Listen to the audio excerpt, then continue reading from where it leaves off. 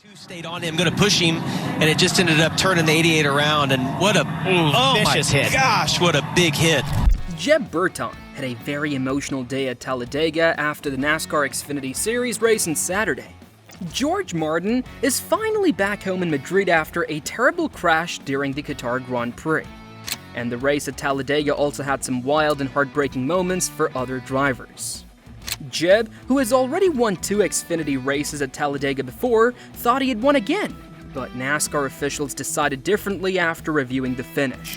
While Jeb was fighting for the lead 3 wide with other drivers, Connor Zilisch hit the inside wall and NASCAR quickly threw a caution. This caution froze the field, and NASCAR reviewed the video to see who was leading at the exact time of the caution. After looking at different camera angles, NASCAR said that Austin Hill was just ahead of Jeb Burton when the caution came out. Because of this, Hill was declared the winner, but Jeb did not agree with this decision at all. He said he clearly saw that he was in front when the caution lights came on.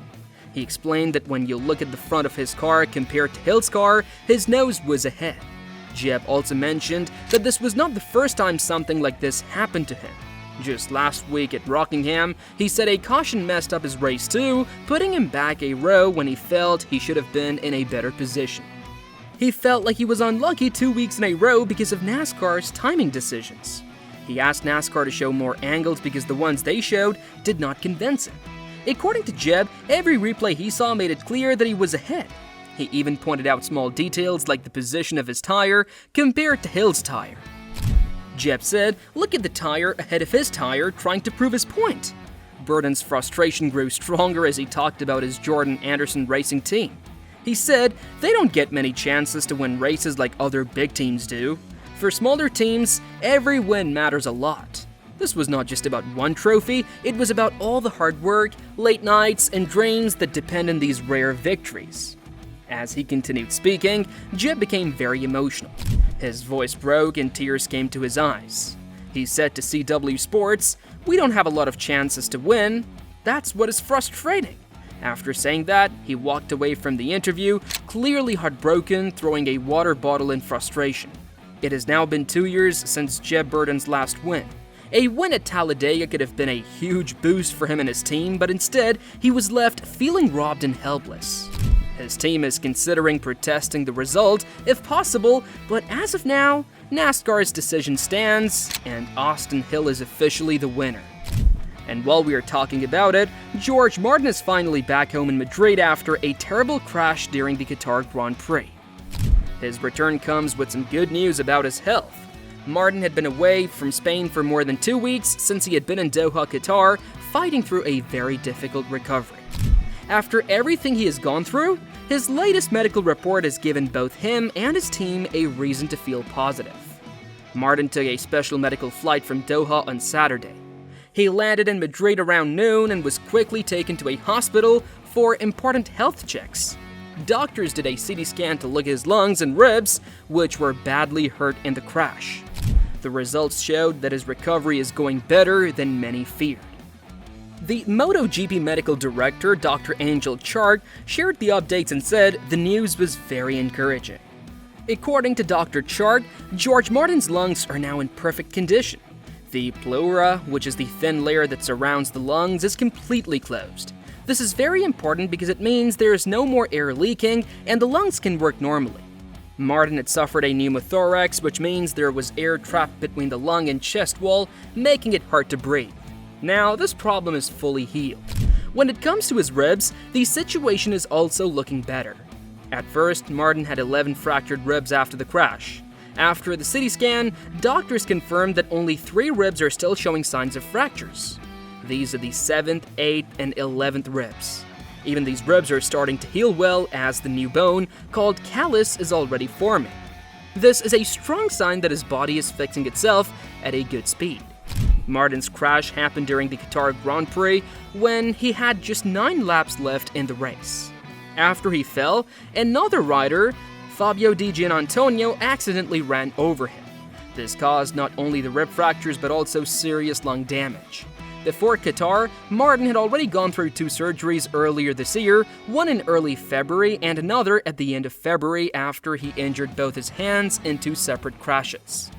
In total, George Martin missed the first 3 races of the 2025 season. These were the races in Thailand, Argentina, and the United States.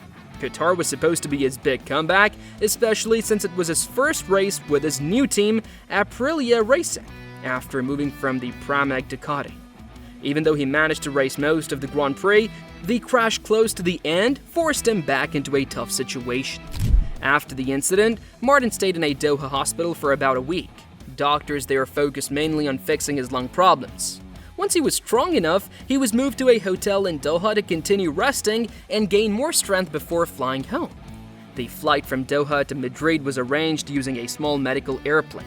He left Doha International Airport at 10 a.m. local time.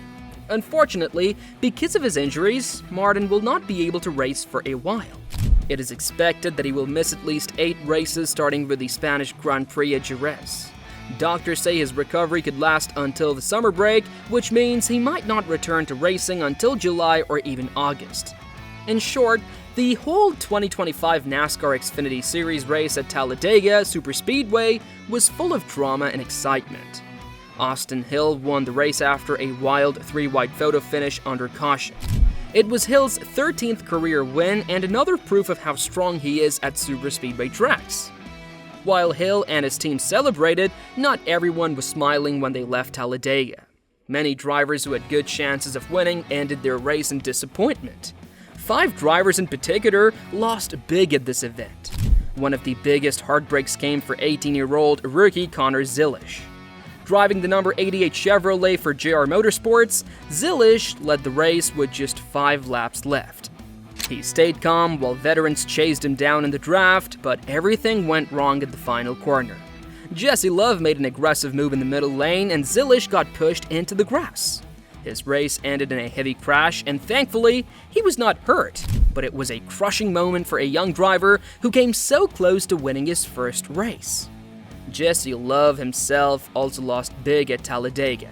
Driving the number 2 car for Richard Childress Racing, Love started from pole position and led a race high 50 laps. He even won Stage 1 with a strong performance.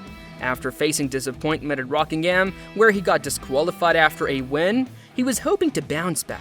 But in the final scramble, his contact with Zilisch showed both of them down. That gave Austin Hill the chance to take the lead in the win. Love once again left with frustration even though he showed great speed. Another driver who faced disappointment was veteran Eric Almirola.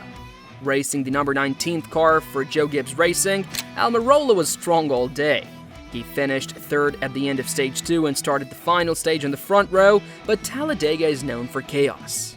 And Almirola became a victim. On lap 101, he tried to move into the top lane but made contact with Catherine Legg. As always, don't forget to comment down your thoughts on this situation, and while you're down there, make sure to hit that subscribe button as well.